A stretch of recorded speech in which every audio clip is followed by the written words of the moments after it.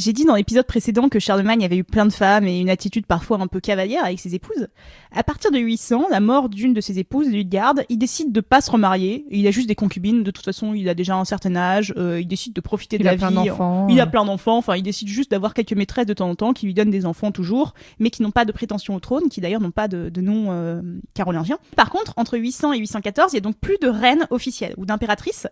Et ce qui est intéressant, c'est de voir que c'est les filles de Charlemagne, les filles aînées qui commencent à avoir une vingtaine d'années, qui vont jouer collectivement auprès de papa le rôle de la souveraine. C'est-à-dire qu'elles vont l'aider dans les représentations du pouvoir, parce que le pouvoir, c'est aussi la mise en scène du pouvoir, et elles vont gentiment conseiller leur père dans le gouvernement.